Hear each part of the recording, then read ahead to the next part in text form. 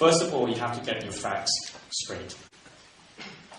A number of charges that have been brought, according to the less majestic laws, were not brought during our tenureship as well.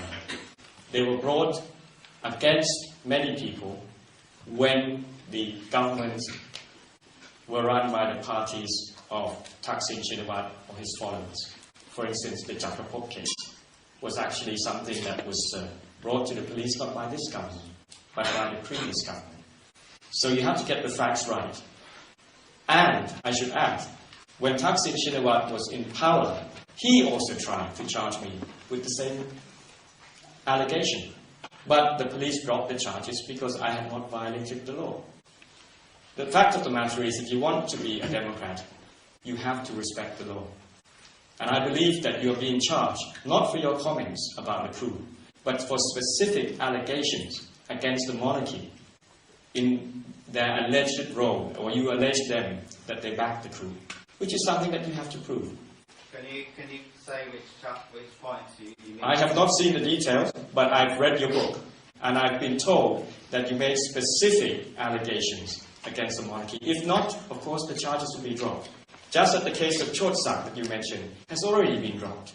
So you have to be specific on the facts and get the details so that you don't create misunderstanding. Now, just on the less majestic law, there are similar laws even in European countries, which also have constitutional monarchies.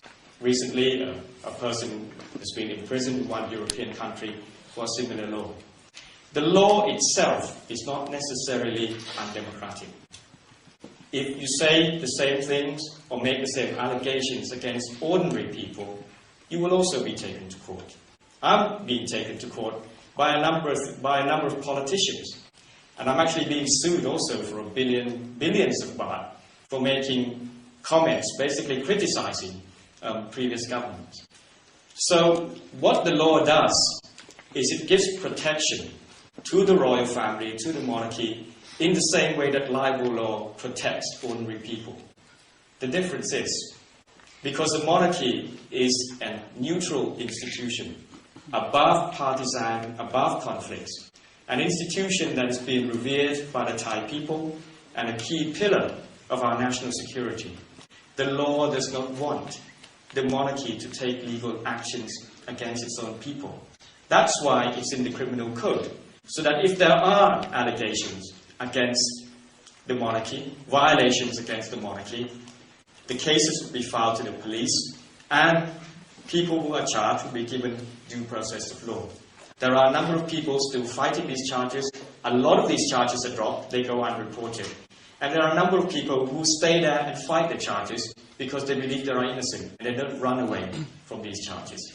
So I would say... I'm not running away from the charges. I didn't say you did. I didn't say you did. I didn't say you did.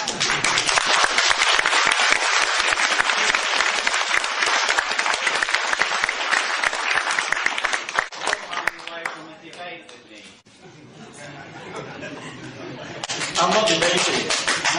I'm answering your questions. And if you don't like my questions, then you have to learn to live with differences of opinion if you're a true Democrat. Mr. Prime Minister. Look, you've asked your question. I now ask whether there are any other questions. Yes, no problem. Yes, I invite you to a debate back in Thailand. Because you should be under Thai law like any other Thai citizen. Because you should not have any special privilege, because all Thais must live under the same law. And we should be able to exercise our rights. I'm fighting many charges in Thai courts, under Thai law. So I would say that that's the issue of the less majestic law, which I want to clear up the misunderstanding and confusion.